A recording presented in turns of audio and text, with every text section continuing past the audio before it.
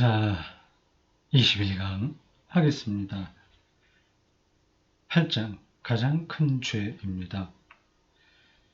제가 이 책 마지막까지 다 읽어보지 않았기 때문에 확실하게 말하긴 어려우나 지금까지 제가 읽어온 거하고 처음에 샀을 때 쭉 한번 훑어본 거하고 또 어딘가 이분의 글을 이게 요약해준 그 자료를 통해서 놓고 볼 때 순전한 기독교 중에서 이 대목이 가장 탁월했는 게 아닌가 싶은 생각이 듭니다. 가장 탁월하다고는 좀 과장된 건지 모르나 가장 탁월한 대목 중에 하나인 건 분명합니다. 8장 가장 큰 죄. 가장 큰 죄. 분량이 얼마나 될까요? 보통 정도 되네요. 재밌습니다. 우리 읽어봅시다. 우리 그 민낯이 그대로 드러난다는 느낌을 받게 될 겁니다. 192쪽입니다. 이제 기독교 도덕 중에서 다른 도덕과 가장 날카로운 차이를 보이는 부분을 다룰 차례가 되었습니다. 다른 도덕과 완전히 다른 날카로운 차이를 보이는 이 세상에 사는 사람이라면 누구도 자유로울 수 없는 악이 하나 있습니다. 그러면서도 다른 사람에게서 그것이 나타나면 누구나 혐오하는 악, 자기에게 있는데 그건 별로고 똑같은 게 나타나는데 가장 그 혐오하는 악. 그리스도인 말고는 자신에게도 그런 악이 있다는 것조차 것을 생각조차 못하는 악이 있습니다. 그리스도인이라고 하는 말은 빼도 돼요. 그 그리스도인 중에서 이렇게 못하는 사람도 많고 그리스도인이 아닌 사람 중에서도 이런 악을 혐오하는 악을 생각하는 사람 많이 있습니다.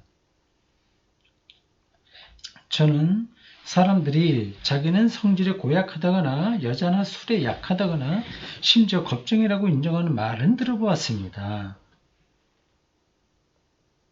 그러나 그리스도인이 아니면서도 이 악이 자신에게 있다고 고백하는 말은 지금껏 들어본 적이 없는 것 같습니다. 조금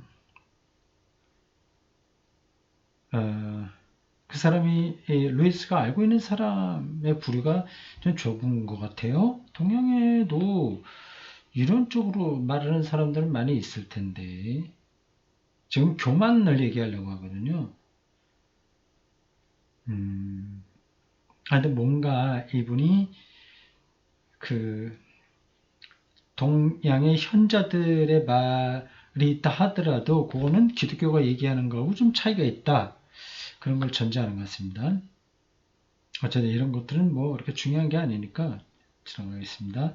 동시에 그리스도인이 아니면서도 다른 사람에게 이 악이 나타날 때 조금이나마 자비를 보여주는 사람 또한 거의 만나본 적이 없습니다. 조금 과한 편인데 그리스도인이 아닌 사람하고 그리스도인인 사람의 어떤 나타나는 현상이 크게 차이가 나지 않거든요. 여기서는 아주 순전한 그 기독교 안에 들어가는 사람을 얘기하는 것 같아요. 사람들이 이보다 더 싫어하는 악이 없으면서도 이보다 더 스스로 깨닫지 못하는 악도 없습니다. 이 악이 많이 있는 사람일수록 다른 사람에게 나타나는 이 악을 더 싫어합니다.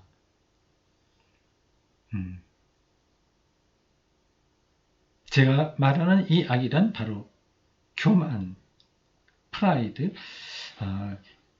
프라이드가 교만으로도 번역되는군요. 자부심 이런 건데 프라이드가 있다는 건 우린 좋은 뜻으로 얘기하지 않습니까? 그게 교만한 거하고 프라이드하고 영어로 뭐 비슷한 점이 있는 거 봅니다. 또는 자만, 셀프, 컨싯입니다.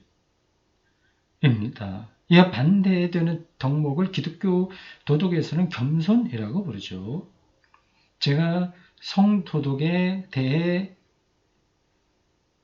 이야기하면서 성도덕은 기독교 도덕의 중심이 아니라고 했던 것을 기억하실 겁니다. 이제 우리는 드디어 그 중심에 이르렀습니다. 기독교 스승들의 가르침에 따르면 가장 핵심적인 악, 가장 궁극적인 악은 교만입니다. 휘브리스이죠. 휘브리스. 어거스틴이 얘기한 휘브리스, 토마스 아퀴나스가 얘기한 아모르수의 자기사랑,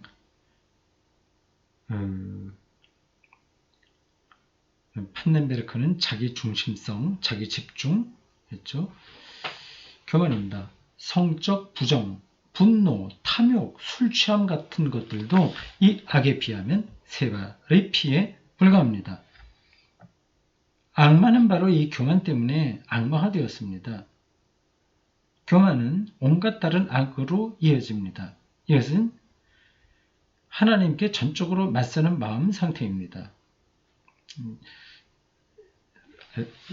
대목 맞습니다. 하나님과 맞서는 마음. 제 말이 과장처럼 들립니까? 그렇다면 한번 잘 생각해 보십시오. 조금 전에 저는 교만한 사람일수록 다른 사람의 교만을 더 싫어한다고 말했습니다. 실제로 여러분이 얼마나 교만한지 알 수 있는 가장 손쉬운 방법은 스스로에게 이렇게 묻는 것입니다. 사람들이 나를 무시하거나 알아주지 않거나 쓸데없이 내 일에 참견하거나 은인 행세를 할 때 얼마만큼이나 싫은 마음이 드는가. 아주 싫지 이러면.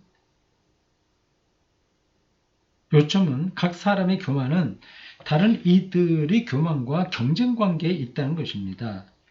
연회장에서 거물급 인사처럼 행세하는 사람을 볼 때 불쾌감을 느끼는 것은 바로 내가 그런 거물급 인사가 되고 싶기 때문입니다. 같은 장사를 하는 사람들끼리는 화합이 잘 안 되는 법입니다.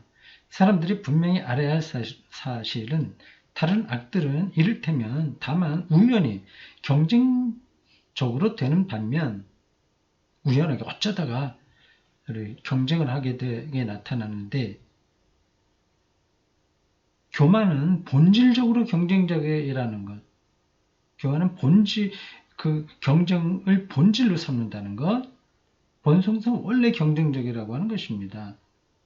다른 사람보다 조금 나아야 된다는 생각이죠. 교만은 단순히 무언가를 가지는 것에 만족하지 못하고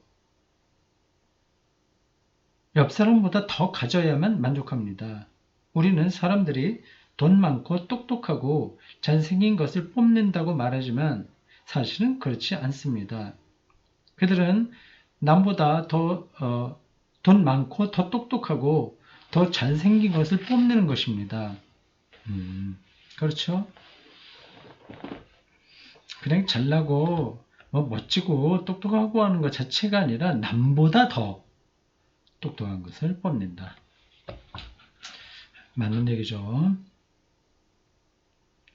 모든 사람이 똑같이 돈 많고 똑똑하고 잘생겼다면 교만할 거리가 없습니다. 여러분을 교만하게 만드는 것은 남과의 비교입니다. 즉 남들보다 우월하다는 데서 오는 즐거움이 사람을 교만하게 만드는 것입니다. 경쟁이라는 요소가 없으면 교만도 없습니다. 그래서 제가 교만은 다른 악들과 달리 본질적으로 경쟁적이라고 말한 것입니다. 그렇죠. 화를 잘 내는 사람은 그 화내는 거로 끝나는데 이거 더 나으려고 화를 내는 거 아니고 그냥 속에 막 성질이 막 뛰어나와서 그렇게 화를 내는데 이 교만은 꼭 다른 사람보다 나아야 된다고 하는 생각이 깔려 있는 거죠. 두 남자가 한 여자를 좋아할 경우 성적 충동이 그들을 경적으로 몰아갈 수 있습니다. 그러나 그것은 우연일 뿐입니다. 그 두 남자는 각기 다른 여자를 좋아했을 수도 있습니다. 성적 충동이라면 그런 거죠. 그러나 교만한 사람은 그 여자를 좋아해서가 아니라, 이거 정확하게 짚고 있어요. 그 여자를 좋아해서가 아니라 단지 자신이 더 나은 사람임을 입증하기 위해 남이 좋아하는 여자를 빼앗아 갑니다. 정확하게 읽고 있죠? 어떤 물건이 모든 이에게 돌아갈 만큼 충분치 못할 경우 탐욕이 사람들을 경쟁으로 몰아갈 수 있습니다. 이건 그럴 수 있는 거예요. 그런 경우에 해당해서 그런 일이 벌어진다면 그렇게 되는 겁니다. 뭐 기후가 아주 나빠진다거나 뭐 전쟁에 조짐이 있다거나 할 때 사재기하고 더 많이 쌓아놓으려고 하고 하는 것, 그런 특별한 경우에 그런 일이 벌어집니다. 그러나 교만한 사람은 자신이 원하는 것 이상을 얻었을 때에도 단지 자기 능력을 과시하기 위해서 더 많은 것을 얻고자 합니다. 사람들이 탐욕이나 이기심 탓으로 돌리는 세상의 악들은 사실 거의 모두가 교만의 결과입니다. 교만해서 성경이 학자들이 신학자들이 교만을 그렇게 문제 삼은 이유가 다 여기 있는 겁니다. 지금 이 루이스가 정확하게 짚고 있습니다.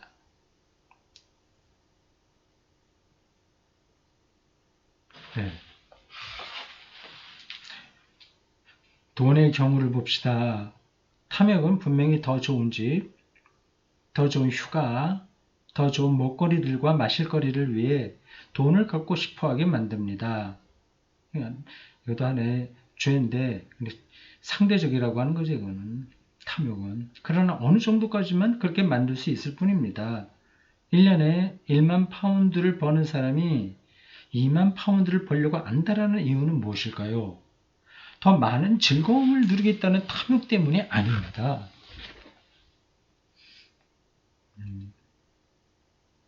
1만 파운드는 누구라도 온갖 사치를 누릴 수 있을 만큼 큰 돈이니까요. 1만 파운드, 우리나라 돈으로 얼마나 되나? 1만 파운드, 잘 모르겠는데 1억쯤 되나요?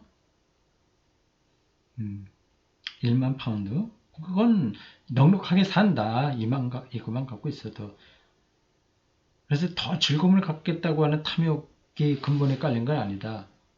진짜 이유는 교만, 다른 부자보다 더 부자가 되고 싶은 바람, 더 나아가면 권력욕에 있습니다. 그렇죠. 권력욕, 교만. 정치인들에게는 아주 전문적인 정치꾼들, 약간 좋거나 나쁘거나 불만하고 정치라고 하는 속성이 권력욕인데 이게 교만과 연관되어 있습니다. 남보다 나아야 된다고 하는 거요. 국회의원이라고 하면 국회의원으로 왜 만족하지 못하는지 여기 이유가 있습니다. 국회의원 할 일이 많고 그것만으로도 자족하고 기쁨을 해야 되는데 기회만 되면 더 올라가야 된다는 생각을 하는 거예요. 교만이 있습니다. 권력이야말로 교만한 사람이 좋아하는 것입니다. 남을 다 누를 수 있으니까요. 다른 사람들을 꼭두가시처럼 좌지우지하는 것만큼 우월감을 느낄 수 있는 일은 없습니다. 예쁜 여자가 가는 곳마다 남자들의 마음을 빼앗아 불행을 일으키는 이유가 무엇입니까? 분명히 성적 충동 때문은 아닙니다. 오히려 그런 여자들은 성적으로 냉랭하기가 쉽습니다. 그런가? 진짜 이유는 역시 교만에 있습니다. 정치 지도자나 국가들이 왜 한없이 욕심을 냅니까? 교만 때문입니다. 교만은 본성상 경쟁적입니다. 그래서 한없이 욕심을 내는 것입니다. 교만한 사람은 자기보다 힘 있고 돈 많고 똑똑한 사람이 전 세계에 단 한 명만 있어도 경쟁적으로 여기고 적으로 여깁니다.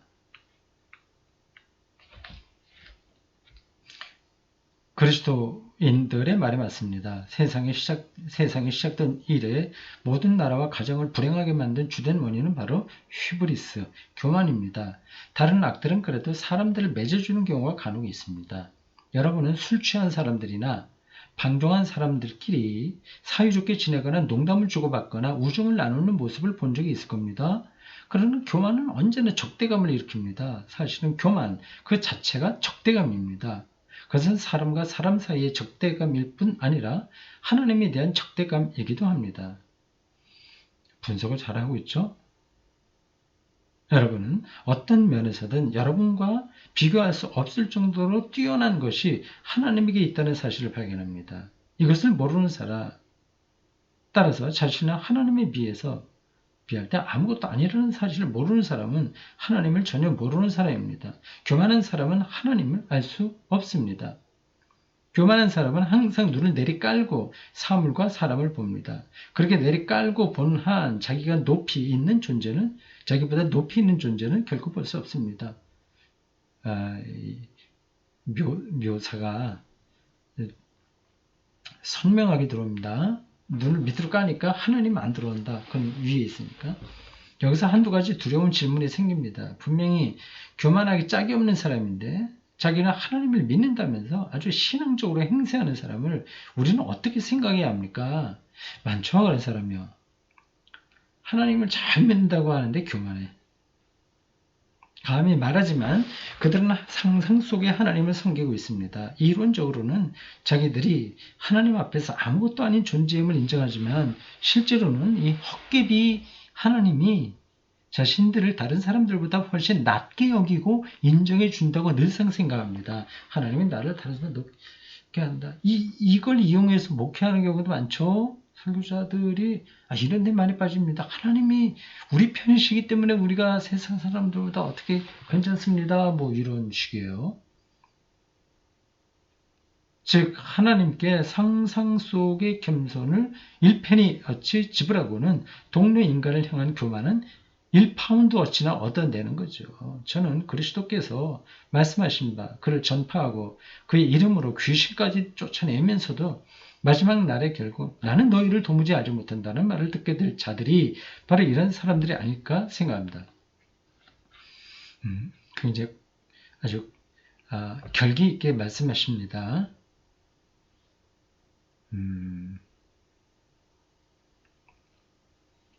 우리도 언제든지 이런 죽음의 덫에 걸려들 수 있습니다. 그러나 다행히 우리 자신을 시험해 볼 방법이 하나 있습니다.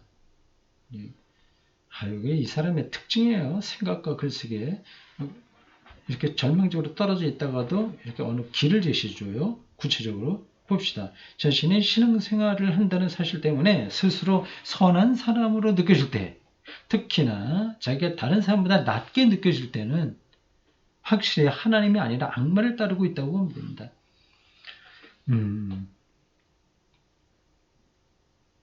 우리가 하나님 앞에 있다는 것을 알아볼 수 있는 진짜 시금석은 내가 나 자신에 대해 완전히 잊고 있느냐 또는 나 자신을 하찮고 더러운 존재로 여기냐 하는 것입니다.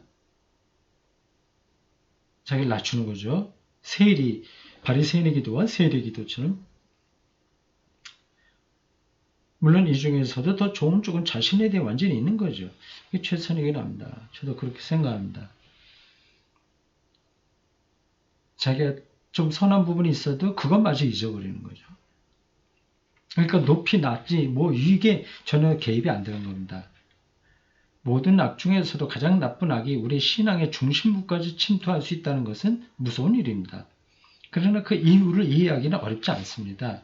덜 나쁜 다른 악들은 사탄이 우리의 동물적 본성을 이용하기 때문에 생기는 것들입니다. 그러나 교만은 동물적 본성을 통해 오는 것이 아닙니다. 그것은 지옥에서 곧장 나옵니다. 교만은 순전히 영적인 악입니다. 그렇기 때문에 다른 악들에 비해 훨씬 교묘하고 치명적입니다.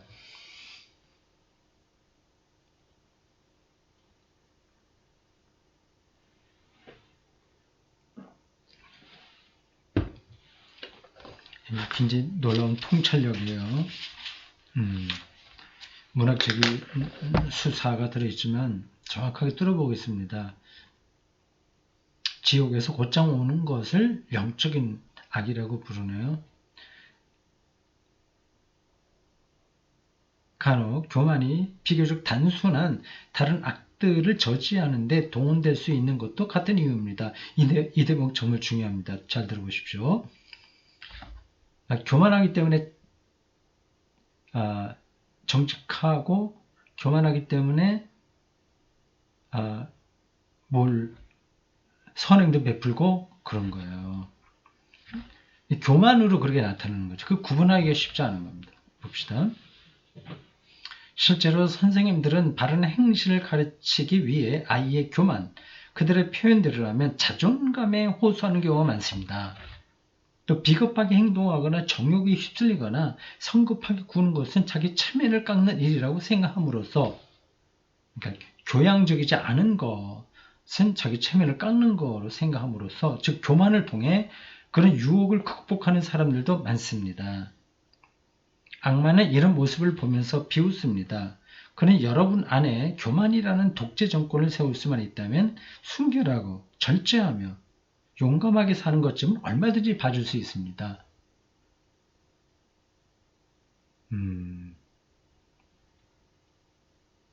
암을 유발시킬 수만 있다면 동상이 치료되는 것쯤은 얼마든지 봐줄 수 있듯이 말이죠. 교만은 영적인 암입니다. 그것은 사랑이나 자족하는 마음, 심지어 상식까지 갉아먹습니다. 자, 여기까지는 우리의 속살을 아주 예리한 수술칼로 이렇게 도려내듯이 루이스가 표현했습니다. 조금 그러니까 불편하죠. 우리가 이렇게 더 대놓고 교만하지 않으시면 이러한 요소들이 좀 있죠. 깨끗하게 이게 도려내진 사람은 거의 없을 겁니다. 그렇게 자기를 성찰하고 자아가 높아진다, 낮아진다 비교하지 않고 그냥 그 자체를 잊어버리는 쪽으로 한 걸음 한 걸음 더 나아가는 게 최선이죠. 이렇게 조금 어두운, 우리 자신에 대한 그 약점인가? 뭐 그런 걸 얘기하셨는데, 그거로 인해서 또 오해가 벌어질 수 있으니까 그걸 풀어야 되겠다 해서 몇 가지 얘기하려고 하네요. 몇 가지입니까? 네 가지네요. 첫째, 칭찬받고 즐거워하는 것은 교만이 아닙니다. 선생님이 공부 잘했다고 아이의 등을 두드려 줄 때, 사랑하는 남자가 여자에게 아름답다고 말할 때, 그리스도께서 구원받은 영혼에게 잘했다고 말씀하실 때 즐거워하는 것은 당연한 일입니다. 그건 교만이 아니라는 거예요. 그것은 자기가 원래 칭찬받을 만한 사람이라고 생각해서 즐거워하는 것이 아니라 자기가 즐겁게 해주고 싶은 그런 마음을 가는 것이 당연한 대상을 즐겁게 해주었다는 사실 때문에 즐거워하는 것이기 때문입니다. 문제는 그가 즐거워하니까 됐어라는 생각이 이런 일을 하다니 나도 좀 굉장히라는 생각으로 바뀔 때가 생깁니다. 자기를 높이는 데서. 자기 자신에게서 오는 기쁨은 커지고 칭찬에서 오는 기쁨은 줄어들수록 여러분의 상태는 악화됩니다.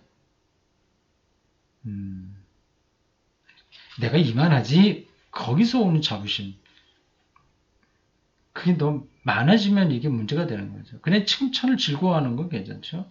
그러다가 결국 칭찬은 전혀 기겠지 않죠. 오로지 자기 자신만 바라보며 기뻐하는 지경에 이르면 그야말로 최악의 상태에 빠진 겁니다.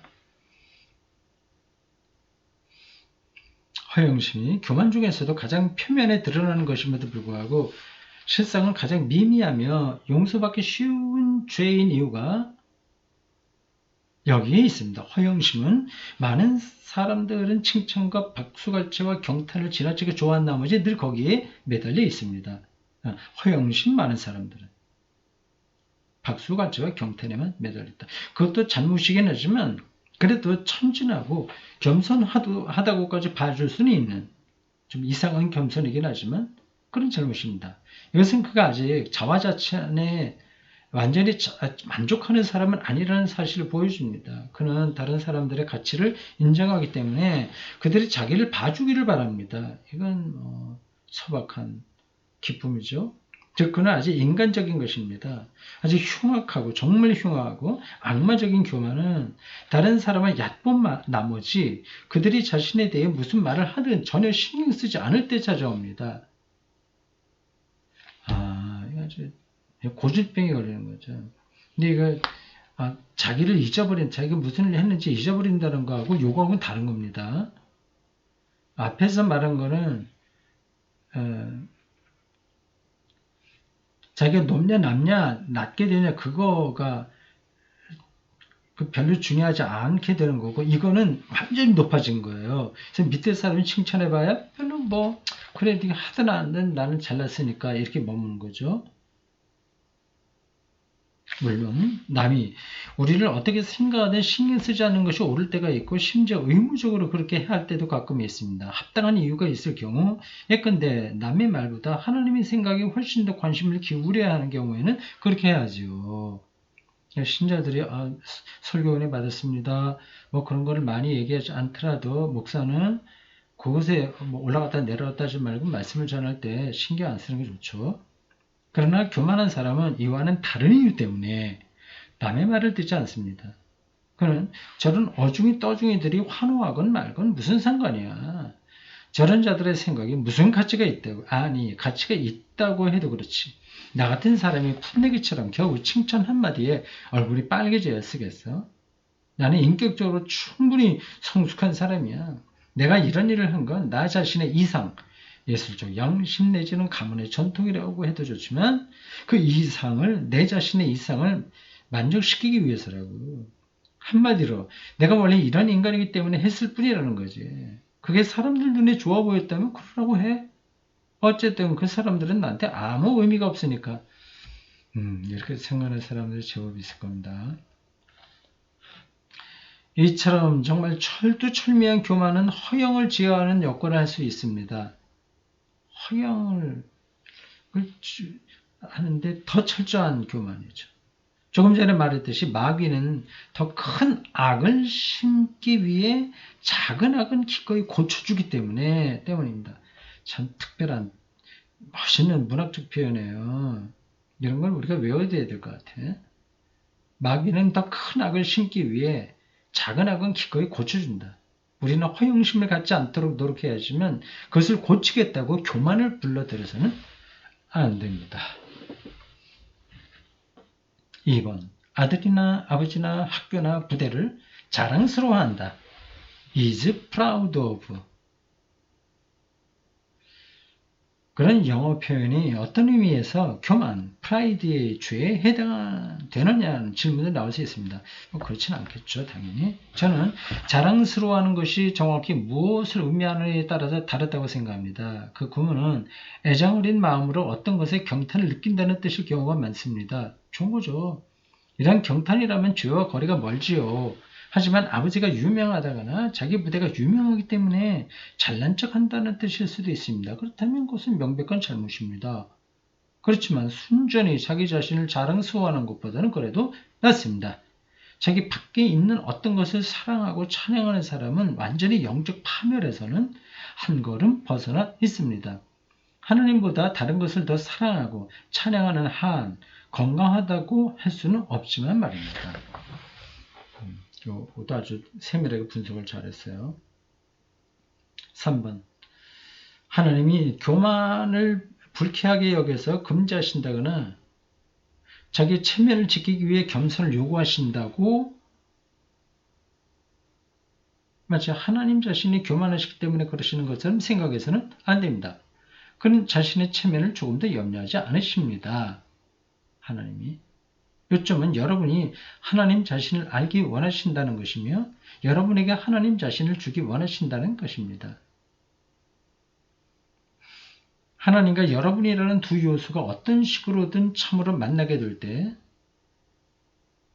여러분은 체면에 대한 어리석은 생각, 평생 여러분을 불안하고 불행하게 만들었던 그 모든 헛된 생각에서 한순간에 벗어남으로써 한없는 안도감을 누리는 가운데 기쁜 마음으로 겸손해집니다. 기독교인의 삶의 자세에서 아주 엑기스에 해당합니다. 기쁜 마음으로 겸손해진다.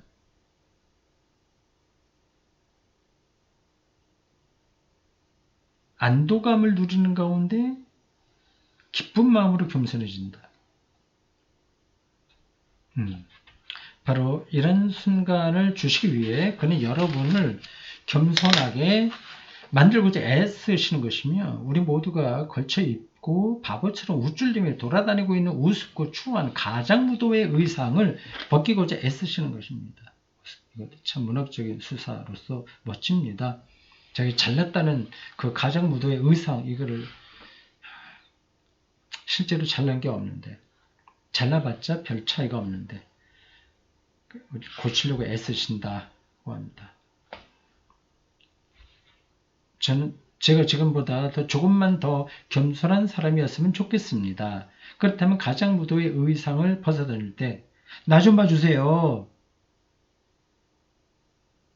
나 정말 좋은 사람이죠. 하는 식의 모든 불안, 거칠이나 허식과 함께 거짓된 자아를 내던져 버릴 때 그럴 때의 그 안도감과 편안함에 대해 좀 더 많은 이야기를 할 수 있었을 텐데 말입니다. 그 지경까지는 저희가 못 갔다고 하는 거죠. 굉장히 솔직한 표현입니다.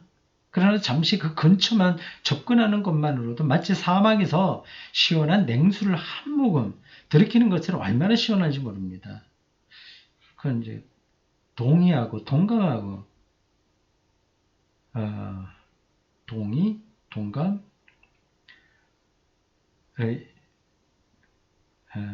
아주 비슷한 느낌 조금 알겠습니다. 마지막 네 번째, 만약 여러분이 정말 겸손한 사람을 만난다면 요즘 사람들이 흔히 겸손하다고 말하는 그런 사람이겠지라고 생각하지 마시기 바랍니다. 겉으로 겸손 떠오는 거 있잖아요. 그는 저야 정말 부족한 사람이죠 라는 말을 입에 달고 다니는 느끼하고 역겨운 사람이 아닐 것입니다.